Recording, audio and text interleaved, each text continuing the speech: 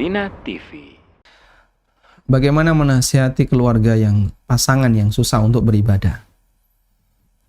Allah Subhanahu wa Ta'ala menggambarkan tentang wanita yang salihah dan wanita yang kafir, yang kafirah dalam Al-Quran. Allah membuat permisalan wanita yang kafir itu seperti Imra'atu Nuh wa Imra'atu Lut, istrinya Nabi Nuh dan istrinya Nabi Lut.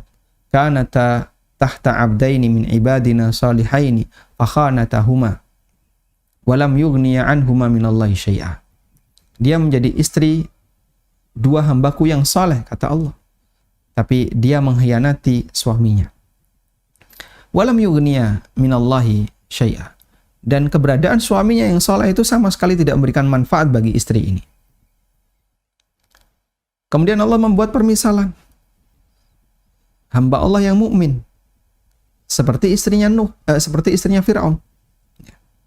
Imra'atu Fir'aun, yang beliau berdoa kepada Allah Subhanahu wa Ta'ala, Rabbi ibnili 'indaka baitan fil jannah wa najjini min fir'auna wa amali. Ya Allah, bangunkanlah untukku istana di surga. Kenapa beliau minta istana di surga? Karena ketika istrinya Fir'aun, Asia, ini ketahuan beriman, dia dihukum oleh Fir'aun.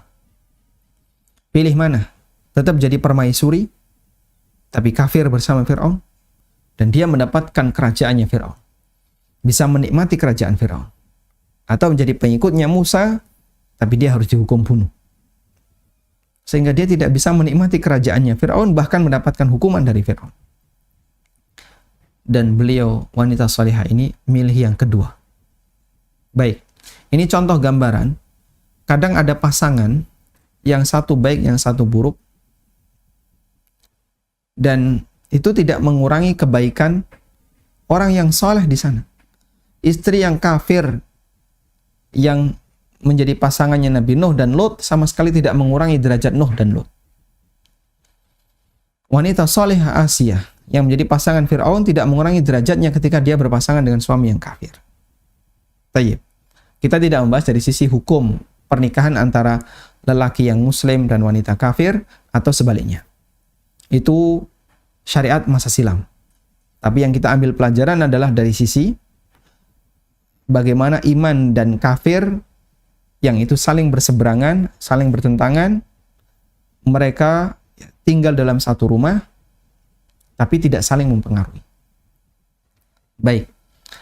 Karena itu, siapakah kita dibandingkan orang-orang soleh masa silam yang Allah ceritakan?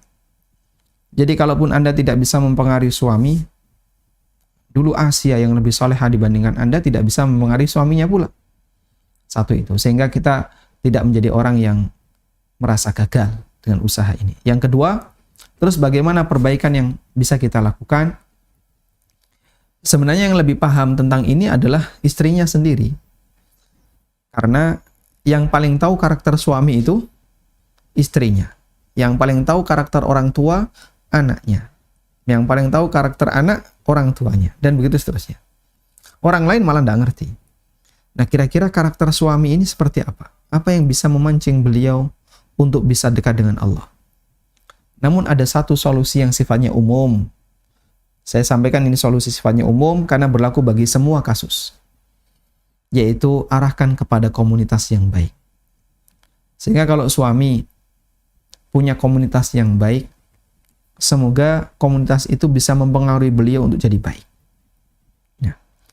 Salah satu di antara pengalamannya yang pernah diceritakan oleh Ustadz Zainal Abidin. Beliau itu pernah diundang oleh ibu-ibu di Jakarta untuk kajian di rumahnya. Tujuan ibu ini ngundang beliau hanya satu, biar suaminya mau dengar. Makanya kajiannya diundang ke rumah. Ya, kemudian undangan dibuka umum, siapapun boleh hadir, laki maupun perempuan. Dan otomatis suaminya sebagai tuan rumah nggak mungkin ngilang. Kalau kajian ke masjid, suaminya nggak mau hadir, nggak mau datang. Istrinya berangkat sendiri. Tapi kalau kajian di rumah, dia jadi tuan rumah harus melayani tamu. Ikut duduk, dengar. Ya minimal itu sebagai salah satu cara. Biar ada yang didengar lah sekali dua kali. Bisa jadi dari situ mungkin Allah Subhanahu wa taala memberikan setitik hidayah baginya.